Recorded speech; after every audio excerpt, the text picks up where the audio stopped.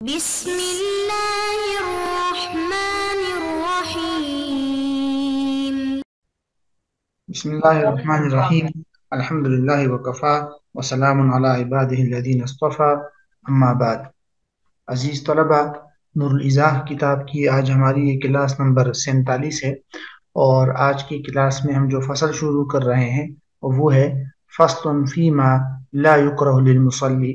یہ فصل ہے ان چیزوں کے بیان میں جو نمازی کے لیے مکروہ نہیں ہے. جو چیزیں اس فصل کے اندر کچھ ایسی چیزوں کا تذکرہ کیا ہے جو بظاہر تو ایسی محسوس ہوتی ہے کہ جو انسان کے لیے نماز کے اندر مکروہ نہ ہو کہیں، لیکن علماء نے لکھا ہے کہ وہ چیزیں مکروہ نہیں ہیں.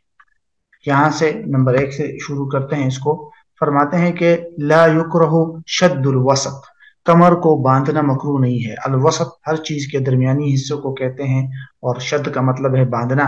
تو انسان جو ہے نماز کے اندر کسی کمر بند وغیرہ سے اگر کمر باندھتا ہے اور نماز پڑھتا ہے تو اس میں کوئی حرج نہیں ہے، بشرط یہ کہ اس کی وجہ سے نماز کے خشوع خضوع وغیرہ میں خلل نہ آئے. وتقلد بسیف ونحوه، اور کسی تلوار وغیرہ، تلوار اور جیسی چیزوں کو لٹکانا یہ بھی جائز ہے. اذا لم یشتغل بحرکته، جب اس کی حرکت کی وجہ سے انسان وہ مشغول نہ ہو. یعنی اگر نماز جو ہے وہ کوئی اسلحہ یا کوئی تلوار وغیرہ نماز میں لٹکا کر نماز پڑھتا ہے تو اس میں کوئی حرج نہیں ہے، بشرط یہ کہ رکوع اور سجدے کے لیے جاتے ہوئے اگر وہ حرکت کرے وہ چیز تو اس کی وجہ سے انسان کے خشوع خضوع میں خلل نہ آئے اور کوئی مسئلہ نہ ہو تو پھر یہ مکروہ نہیں ہے. وعدم ادخال یدیہ فی فرجیہ او شقته علی المختار. فرجیہ یا فرجی یہ ایک کپڑا ہوتا ہے. اس کی تعریف جو ہے وہ حاشیے میں یوں لکھی گئی ہے کہ ثوب واسع مفتوح من الامام، کہ ایک کشادہ کپڑا ہوتا ہے، سامنے سے کھلا ہوتا ہے، طویل الاکمام، لمبی لمبی اس کی آستینیں ہوتی ہے. اور قبا ایک قسم کی جو ہمارے ہاں جبہ جس کو کہتے ہیں وہی چیز ہے یہ جبہ، ٹھیک ہے. اور شقہ یہ بھی ایک قسم کا کپڑا ہوتا ہے اور سامنے سے کھلا ہوتا ہے اور اس کے دونوں جانب کٹے ہوئے ہوتے ہیں دائیں بائیں، اس کی آستینیں نہیں ہوتی. تو بہرحال اس میں اگر کوئی شخص نماز پڑھتا ہے اور اس کے اندر آستینوں وغیرہ میں ہاتھوں کو داخل نہیں کرتا، ویسے ہی کھلا رکھتا ہے ہاتھوں کو اور ان کو اس جبے کو یا شقہ کو دائیں بائیں ڈال دیتا ہے تو نماز پڑھتا ہے تو یہ مکروہ نہیں ہے. انہوں نے تو مختار قول یہی لکھا ہے اور صاحب خلاصۃ الفتاوی نے بھی تقریباً یہی رائے اختیار کی ہے. بہرحال لیکن علامہ شامی رحمہ اللہ اور دیگر حضرات نے لکھا ہے کہ یہ بھی مکروہ ہے، کیونکہ اس میں ایک قسم کا سدل ہے نا.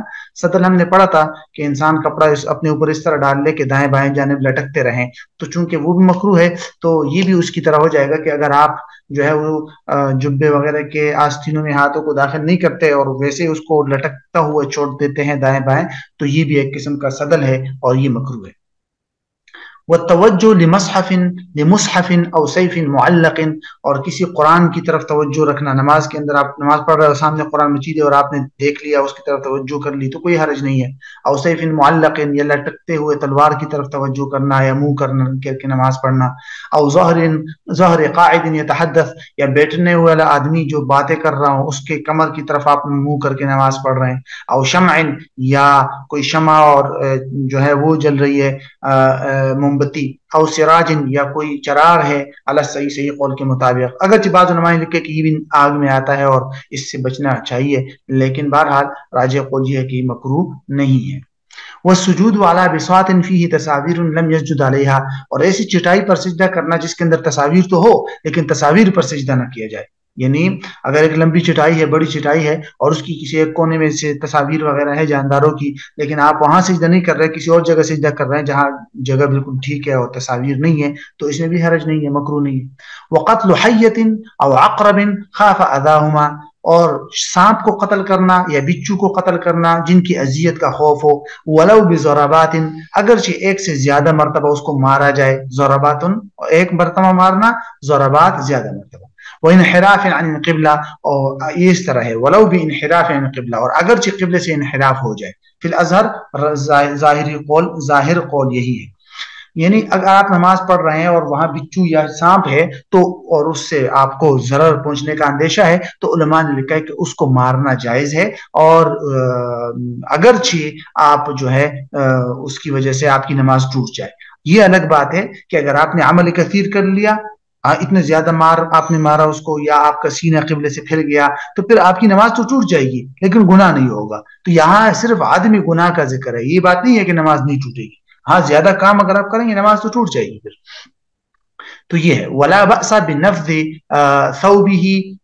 کہتا ہے نفذ ثوب کا مطلب ہوتا ہے جھڑکنا، کہ کپڑے کو اپنے جھٹک لینے میں کوئی حرج نہیں ہے. کہ لا يلتصق بجسدی فی الرکوع، تاکہ رکوع میں اس کے جسم کے ساتھ وہ چمٹ نہ جائے. انہیں اگر ایک آدمی کے ساتھ کپڑے چمٹتے ہیں تو عمومی بات ہے انسان کے اعضاء نظر آنے لگتے ہیں اور اس میں قسم کی بے پردگی ہے. تو اس سے بچنے کے لیے اگر ایک انسان جو ہے وہ کپڑوں کو جھٹک لیتا ہے، اپنے سے ہٹا لیتا ہے، تو اس میں کوئی حرج نہیں ہے. ولا بمسح جبهته من التراب او الحشیش بعد الفراغ من الصلاۃ. کہتے ہیں اور یہ بات میں بھی اس میں کوئی حرج نہیں ہے کہ انسان اپنے پیشانی کو پونچھ لے من التراب مٹی سے، او الحشیش یا گھاس سے، لیکن کب؟ بعد الفراغ من الصلاۃ، نماز سے فارغ ہونے کے بعد. نماز کے دوران اپنے پیشانی سے مٹی وغیرہ اور گھاس وغیرہ کو جھاڑنا یہ مکروہ ہے، پہلے بھی ہم نے پڑھا تھا، اگر اس کے لیے مضر نہیں ہے تو. ہاں اگر اس کے لیے مضر ہے تو پھر نماز کے دوران بھی جھاڑ سکتا ہے، اس میں کوئی حرج نہیں. یہی بات آگے آ رہی ہے. ولا قبل الفراغ اذا ضره، اور ولا قبل الفراغ اذا ضره او شغله عن الصلاۃ. اور اسی طرح اس بات میں بھی کوئی حرج نہیں ہے کہ نماز سے فارغ ہونے سے پہلے پیشانی کو صاف کیا جائے، لیکن شرط کیا ہے کہ اذا ضره، جب اس کو وہ ضرر دے، مضر ہو اس کے لیے، تو تب. او شغله عن الصلاۃ، یا اس کو نماز سے مشغول کر دے، اس کے نماز کے خشوع خضوع میں خلل ڈال دے، تو پھر اس صورت میں وہ اپنی پیشانی سے جو ہے وہ صاف مٹی وغیرہ کو صاف کر سکتا ہے. ولا بالنظر بموق عینیہ من غیر تحویل الوجہ. موق آنکھ کے کناروں کو کہتے ہیں، آنکھ کے جو کنارے ہوتے ہیں کونے، اس کو کہتے ہیں. اور تحویل کا مطلب ہوتا ہے پھرنا. تو کہتے ہیں کہ ادھر ادھر دیکھنا، اس میں ولا بأس ہے، اس طرح سے میں کوئی حرج نہیں ہے. بالنظر بموق عینیہ، آنکھوں کے گوشوں سے اور کناروں سے ادھر ادھر دیکھنا. من غیر تحویل الوجہ، چہرے کو ادھر ادھر گھمائے بغیر، یعنی چہرے کو ادھر ادھر نہ گھمائے، اور آنکھ کے کناروں سے اگر آپ نے ادھر ادھر دیکھ لیا تو اس میں بھی کوئی حرج نہیں. اگرچہ بعض علماء نے اس کو بھی مکروہ لکھا ہے کہ بھئی اس سے بچنا چاہیے، لیکن بہرحال ولا بأس بالصلاۃ علی الفرش والبسط واللبود. کہتا ہے ان تین چیزوں پر سجدہ کرنے میں بھی کوئی حرج نہیں ہے. اب وہ تین چیزیں کون کون سی ہیں؟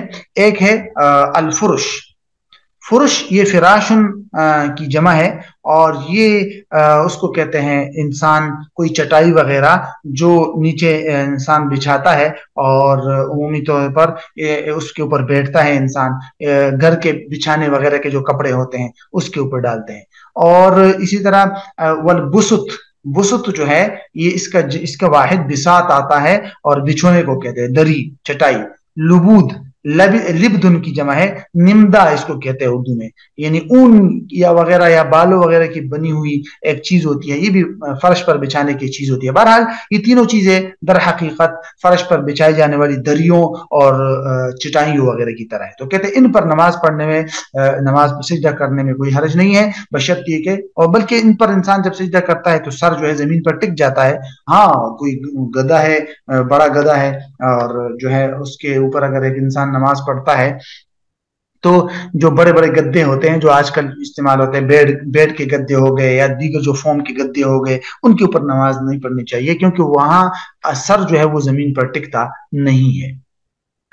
کہتے ہیں والافضل الصلاۃ علی الارض، اور افضل یہ ہے کہ زمین پر ہی نماز پڑھے. او علامات بھی، یا جو چیز مطلب کچھ نہ کچھ اگاتی ہو زمین کی طرح ہو. ولا باس بتکرار السورۃ فی الرکعتین من النفل، کہتے ہیں کہ ایک ہی سورت کو دو رکعت کے اندر، نفل کی دو رکعت کے اندر مکرر پڑھنے میں کوئی حرج نہیں ہے، کہ آپ پہلی رکعت کے اندر بھی سورہ اخلاص پڑھے اور دوسری رکعت کے اندر بھی سورہ اخلاص پڑھے، یا کوئی اور سورت آپ جو ہے مکرر پڑھ لے. لیکن تکرار سورت جو جس کی گنجائش دی گئی ہے وہ صرف نفل نمازوں میں ہے، ورنہ تو فرض نمازوں کے اندر ایک ہی سورت کو مکرر پڑھنے کو علماء نے مکروہ لکھا ہے، اور یہ بات ہم پہلے بھی پڑھ چکے ہیں. تاہم نفل کے اندر ایسی کوئی حرج نہیں ہے. تو بہرحال یہ وہ چیزیں تھی جو جس کو علماء نے اجازت دی ہے کہ اس میں کوئی حرج نہیں ہے، انہیں مکروہ نہیں ہے یہ چیزیں. اس کے بعد یہ ایک چھوٹی سی فصل ہے، اس میں بنیادی طور پر یہ بات بتائی جائے گی کہ دو چیزیں ہوگی، نماز توڑنا اور تارک الصلاۃ، یعنی نماز چھوڑنے والے کا کیا حکم ہے. وہ انشاءاللہ پھر ہم اگلی نشست میں دیکھ لیں گے.